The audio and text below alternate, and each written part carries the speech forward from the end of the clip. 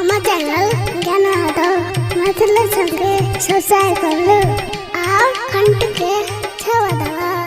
धन्यवाद। Singing by ज्ञान Yadav.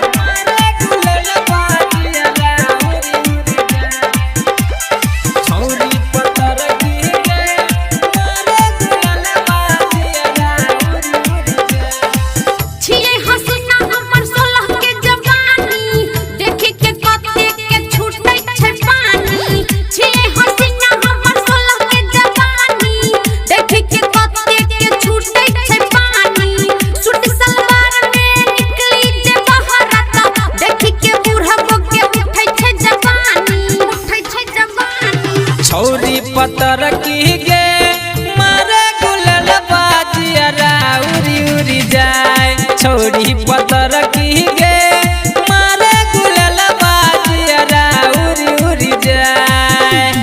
DJ good Madhubani, DJ good मारे गुलल बाजिया उरी उरी जाए। छौरी पतर की गे मारे गुलल बाजिया उरी उरी जाए। करन तू है गे नखरा नहीं त लग जतो तोरा में बखरा। लग जतो तोरा में बखरा है गे। करन तू गे नखरा नहीं त लग जतो तोरा में बखरा। देख छोटोला के छोरा लगे है तै गे तोरे ला झगड़ा। जवाना हेतै हम सब उरे करबै, छियै जवान के करो सन नहीं डरबै, सन नहीं डरबै। छौरी पतर की गे मारे गुलल बाजिया उरी उरी जाए। छौरी पतर की गे मारे गुलल बाजिया उरी उरी जाए। मारे गुलल बाजिया उरी उरी जाए।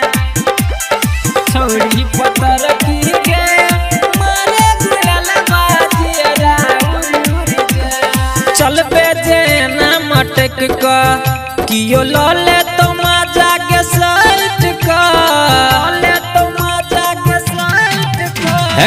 चल बेजे ना मटक का कियो लले तो मजा के साइट का। गजबे छ तोहर ई फैशन चल करै छी बात कनि बैठ का।